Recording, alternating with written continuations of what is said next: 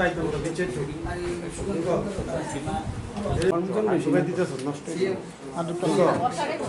আমি একটা কাজ আমরা করব এবং যা প্রোটোকলের মধ্যে আছে যেমন মাস্ক পরা, সোশ্যাল ডিস্টেন্স রাখা, এইসবগুলো মেনটেন করিয়া যদি আমরা চলি, আশা করি আগামী দিনে এই রোগগুলো আমাদেরকে আক্রান্ত হবে না। আর এই রোগ যদি একবার আক্রান্ত হয়,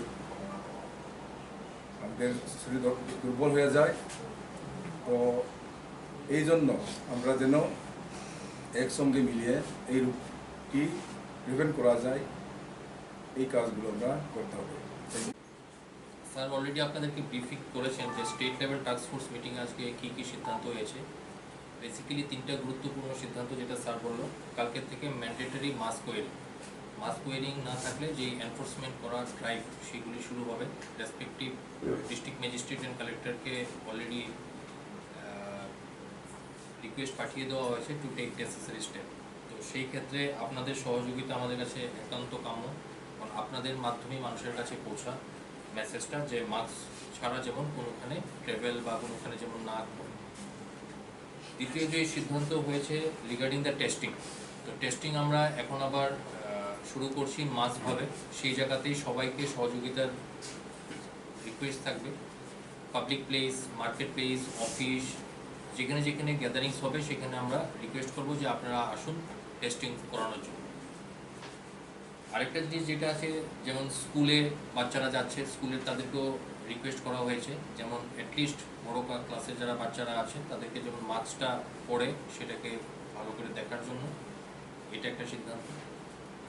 তাছাড়া কিছু ইন্টারনাল সিদ্ধান্ত হয়েছে regarding the strengthening of various things, যেটা অলরেডি অনগোয়িং আছে, সেটাকে আরও কীভাবে স্ট্রেংথেন করা যায়। আপনারা জানেন যে বিগত 4 তারিখ থেকে, জুলাই মাসের 4 তারিখ থেকে আমাদের রাজ্যে কোভিড যে সংক্রমণের যে কেসেস, অ্যাক্টিভ কেসেসের সংখ্যা দৈনিক বাড়ছে। লাস্ট যদি আমি দেখি 4 তারিখ যেখানে পজিটিভিটি রেট 1.79% ছিল, 10 তারিখ এসে এটা 7.12% হয়ে গেছে। এটার সায়েন্টিফিক কারণ পজিটিভিটি রেটটা কেন বেশি হয়েছে, কারণ নাম্বার অফ টেস্টিংটা একটা অ্যাভারেজ টেস্টিং ছিল, তো সেই কারণে পজিটিভিটি রেটটাও একটু বেশি রিফ্লেক্ট হচ্ছে। তো সেই কারণে কমিউনিটিতে কী লেভেলে আছে, কীভাবে আছে, হয়তো স্প্রেড হওয়ার আগে যদি আমরা স্টেপগুলি নিই, তবে আমরা ডেফিনেটলি বিগত দিনের মতো সেই সংক্রমণকে আটকাতে আমরা অনেকটা সফল হব।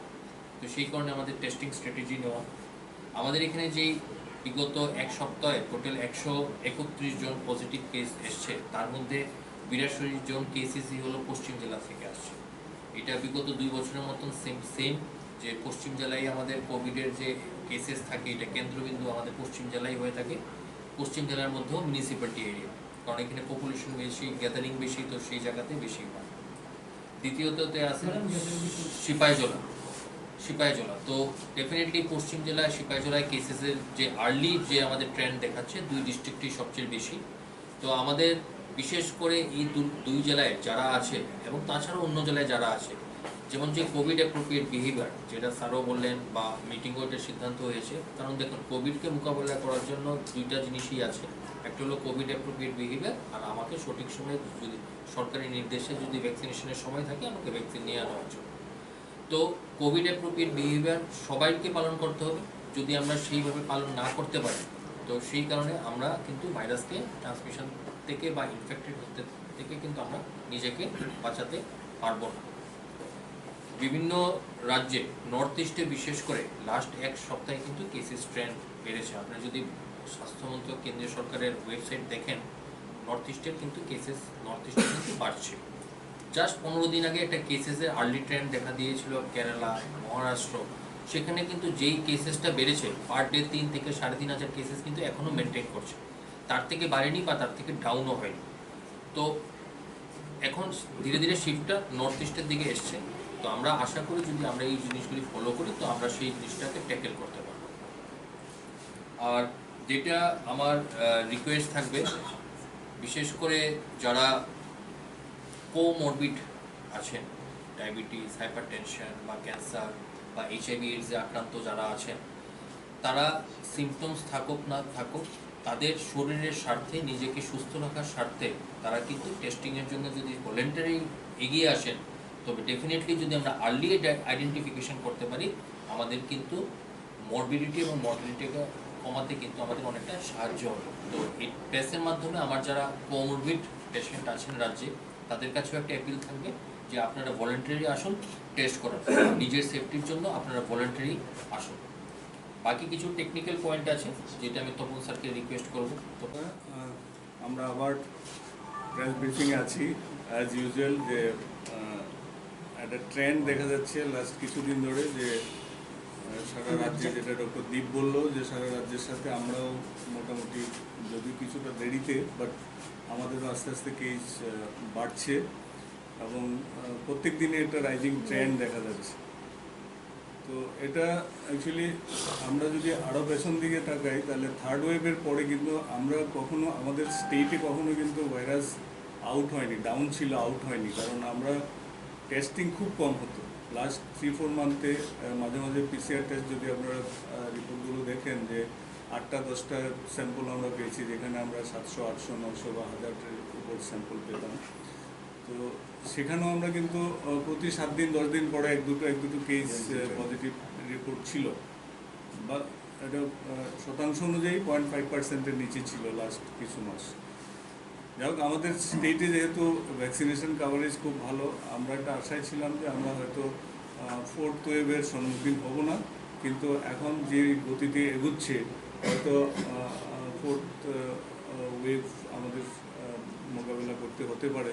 সেই জন্যে আজকের এই সেন্সিটাইজেশন মিটিং এবং জনসাধারণের উদ্দেশ্যে আমাদের আবেদন, যে এটা কিন্তু বারবারই আমরা বলি যখনই কোনো টেকনিক্যাল ডিসকাশন হয়, যে এটা আরএনএ ভাইরাস, এবং আরএনএ ভাইরাস খুব তাড়াতাড়ি চারিত্রিক পরিবর্তন ঘটায়। তো এই ভাইরাসকে যতদিন আমরা সার্কুলেট হতে দেব, ততদিন বিভিন্ন রূপে এই ভাইরাসটা আসবে। এবং আমাদের যে বিশ্ব স্বাস্থ্য সংস্থার যে সতর্কবাণী ছিল, তাতে বলা হয়েছিল যে এই ভাইরাসটা মানে ইনফ্লুয়েঞ্জা ভাইরাসের মতো অ্যান্ডেমিক ভাইরাস হিসাবে পরিচিতি পেতে আরও 2-3 বছর সময় লাগবে। মানে ইনডাইরেক্টলি বিশ্ব স্বাস্থ্য সংস্থা সব কান্ট্রিকেই বলে যাচ্ছিল যে এত তাড়াতাড়ি কোভিড অ্যাপ্রোপ্রিয়েট বিহেভিয়ারগুলো ছাড়বেন না। কিন্তু সেক্ষেত্রে আমরা একটু ব্যতিক্রমী ভূমিকা নেই, কারণ কোভিড চলে গেছে বা কোভিড আর হচ্ছে না বলে বা হবে না বলে এমন একটা ইয়ে ছিল আমাদের মধ্যে, একটা স্ট্রং বিশ্বাস ছিল, যার জন্য আমরা মাস্ক পরি না, সোশ্যাল ডিস্টেন্সিং বা ফিজিক্যাল ডিস্টেন্সিং যেটাই বলুন, আমরা হার্ডলি এখন মানি। বিভিন্ন উৎসব অনুষ্ঠান চলছে, পুরোদমে চলছে। তো এগুলো হয়তো সব ফ্যাক্টর, যার জন্য এইসব জিনিস হচ্ছে না। একটা জিনিস আমাদের এই কদিনের ডেভেলপমেন্ট হচ্ছে, জিন সিকোয়েন্সিং মেশিন আমাদের ল্যাবে ইনস্টল হয়েছে। তো এখন আমরা অন রিয়েল টাইম বেসিস আমরা ভেরিয়েন্টগুলোকে আইডেন্টিফাই করতে পারবো। এই অবধি আমরা 48টা স্ট্রেইনের আমরা সিকোয়েন্সিং করেছি, এবং এখন অবধি আমাদের স্টেটের লাস্ট যে সিকোয়েন্সিংয়ের যে রিপোর্টগুলো আছে, সেটা অবশ্য 1 মান্থ ব্যাকের কথা বলছি আমি, প্রায় 1 মাস আগে অবধি যা স্যাম্পল ছিল আমরা সিকোয়েন্সিং করেছি, সেগুলো সবই ওমাইক্রন ছিল, এবং ওমাইক্রনের BA.2 ভেরিয়েন্ট ছিল। সো BA.2 সম্বন্ধে বলতে গেলে, যে সারা ভারতবর্ষে BA.2 সার্কুলেট করছে এখন। এটার ট্রান্সমিসিবিলিটি বেশি, খুব দ্রুততার সঙ্গে এটা ভাইরাসটা ছড়ায়, কিন্তু তার মৃত্যুর হার এবং তীব্রতা আগের ডেল্টা ভ্যারাইটির থেকে অনেক কম। তো BA.2 এখন আবার মিউটেট হয়ে বিভিন্ন সাবলিনিয়েজ বলি গভর্নমেন্ট অফ ইন্ডিয়ার গাইডলাইন্স যা আছে, এই গাইডলাইন্স অনুযায়ী দেওয়া হয়েছে, এবং রাজ্য সরকার আজকে কোভিড টাস্ক ফোর্স মিটিংয়ে এই ব্যাপারটা নিয়ে আলোচনা হয়েছে যে অনেক এজ গ্রুপের জন্য দিতে ইচ্ছুক, কিন্তু কাভার হচ্ছে না অ্যাজ পার দ্য গাইডলাইন। তো সেটা ভারত সরকারকে আমাদের রেসপেক্টেড মুখ্য সচিব স্যার উনি চিঠি লিখবেন, আজকেই চিঠি লেখা হচ্ছে, যে রাজ্যের যেহেতু একটা ট্রেন্ড দেখা যাচ্ছে যে এরকম কিছু করা যেতে পারেনি, যে মুকুব করার জন্য আগামী 45 দিন বা 1 মাসের জন্য মুকুব করার জন্য, সো দ্যাট ভ্যাকসিনেশনটা ইনিশিয়েট করা যায়। কারণ একটা জিনিস মনে রাখবেন, যে ভ্যাকসিনটা যদি আমার আগামী 3-4 দিনে যদি শুরু করি, যে সঙ্গে সঙ্গে আমার এফেক্ট আসবে এরকম না, কিন্তু একটা ভ্যাকসিন দিলে মিনিমাম তার 28 ডেজ পর থেকে তার এফেক্টিভনেস শুরু হয়। তো অলরেডি একটাই উপায়ন আছে, যেটা স্যার প্রথম বললেন যে ডিসিশনের ফার্স্ট ইয়ে, যে মাস্ক ওয়ারিংটা ম্যান্ডেটরি। যদি আমরা মাস্ক পরে থাকি, তো তো ডেফিনেটলি আমরা ট্রান্সমিশনটা সবাই মিলে বিগত দিনের মতো আমরা আটকাতে পারবো। তো সেটাই মেইন ফোকাস এখন। মার্কেট প্লেস, তারপরে রেল স্টেশন, পলিটিক্যালি ইউভিবল। তো ইনিশিয়ালি আমরা এখন মানে যেমন আমরা আগে আপনারা জানেন যে রেলওয়ে স্টেশন, এয়ারপোর্টে আমরা ম্যান্ডেটরি টেস্টিং করেছি আগে, কিন্তু এখন যা ট্রেন্ড আছে এখন আমরা এই স্টেপসটা নিচ্ছি না। আমরা নিজের রাজ্যের ভিতরে যে অফিস, যে মার্কেট প্লেস, এইগুলিতে করবো। আমরা লাস্ট মানে কামিং 1 উইক ট্রেন্ডটা দেখব। কামিং 1 উইকের ট্রেন্ডের উপরে নির্ভর করবে যে আমাদের রাজ্যে ইনকামিং লোকগুলি বা কি আসছে না কি পরিস্থিতি। কারণ কেন আমাদের যে 131 জন পজিটিভ এসছে লাস্ট 1 উইকে, তার মধ্যে টোটাল 8 জন হলো ট্রাভেল হিস্ট্রি, টোটাল 8 জন।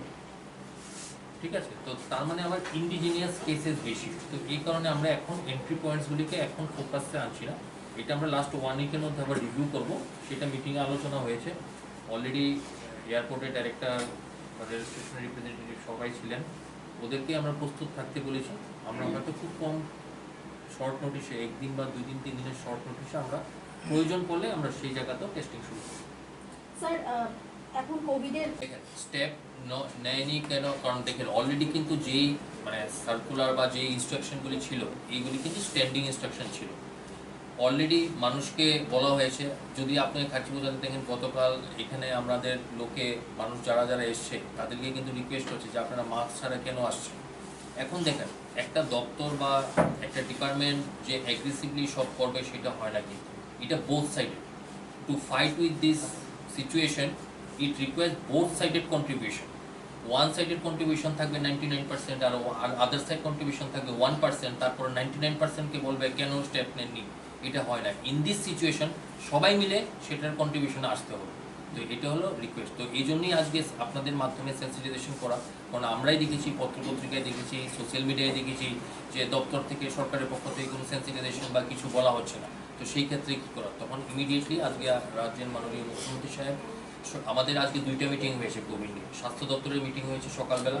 স্বাস্থ্য দপ্তরের যে সিদ্ধান্তগুলি সেইগুলির ডিসিশন নিতে কোভিড টাস্কফোর্সের ব্যাটিং লাগে। তো কোভিড টাস্কফোর্সেরও মিটিং হয়েছে, 2টা মিটিং হয়ে আমাদের আজকেই সিদ্ধান্তগুলি হয়েছে।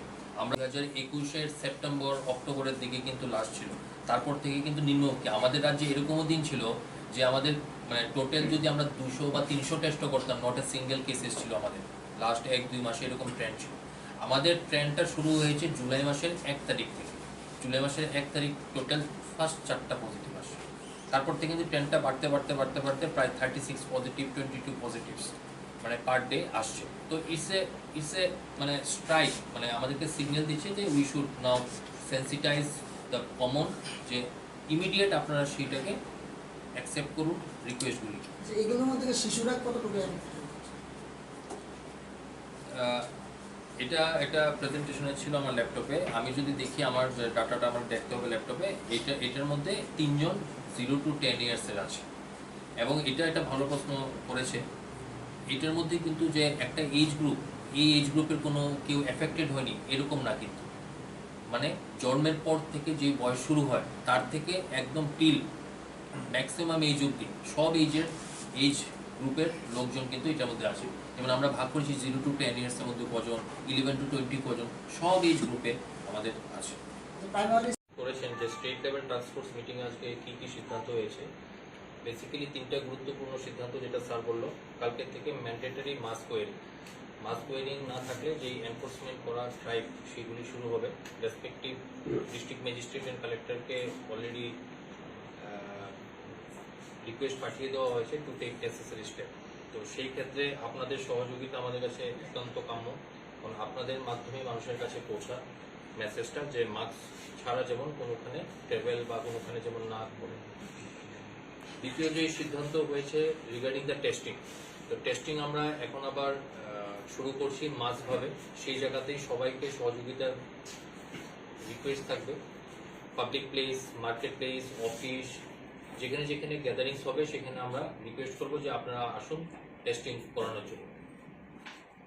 আরেকটা জিনিস যেটা আছে, যেমন স্কুলে বাচ্চারা যাচ্ছে, স্কুলের তাদেরকেও রিকোয়েস্ট করা হয়েছে যেমন অ্যাটলিস্ট বড় ক্লাসের যারা বাচ্চারা আছে তাদেরকে যেমন মাস্কটা পরে সেটাকে ভালো করে দেখার জন্য।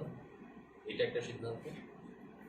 তাছাড়া কিছু ইন্টারনাল সিদ্ধান্ত হয়েছে regarding the strengthening of various things, যেটা অলরেডি অনগোয়িং আছে, সেটাকে আরও কীভাবে স্ট্রেংথেন করা যায়। আপনারা জানেন যে বিগত 4 তারিখ থেকে, জুলাই মাসের 4 তারিখ থেকে আমাদের রাজ্যে কোভিড যে সংক্রমণের যে কেসেস, অ্যাক্টিভ কেসেসের সংখ্যা দৈনিক বাড়ছে। লাস্ট যদি আমি দেখি 4 তারিখ যেখানে পজিটিভিটি রেট 1.79% ছিল, 10 তারিখ এসে এটা 7.12% হয়ে গেছে। এটার সাইন্টিফিক কারণ পজিটিভিটি রেটটা কেন বেশি হয়েছে, কারণ নাম্বার অফ টেস্টিংটা একটা অ্যাভারেজ টেস্টিং ছিল, তো সেই কারণে পজিটিভিটি রেটটাও একটু বেশি রিফ্লেক্ট হচ্ছে। তো সেই কারণে কমিউনিটিতে কী লেভেলে আছে, কিভাবে আছে, হয়তো স্প্রেড হওয়ার আগে যদি আমরা স্টেপগুলি নিই, তবে আমরা ডেফিনেটলি বিগত দিনের মতো সেই সংক্রমণকে আটকাতে আমরা অনেকটা সফল হব। তো সেই কারণে আমাদের টেস্টিং স্ট্র্যাটেজি নেওয়া। আমাদের এখানে যেই বিগত এক সপ্তাহে টোটাল 131 জন পজিটিভ কেস এসছে, তার মধ্যে 82 জন কেসেসই হলো পশ্চিম জেলা থেকে আসছে।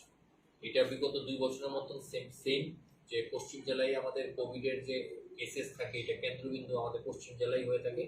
পশ্চিম জেলার মধ্যেও মিউনিসিপ্যালিটি এরিয়া, কারণ এখানে পপুলেশন বেশি, গ্যাদারিং বেশি, তো সেই জায়গাতে বেশি হয়।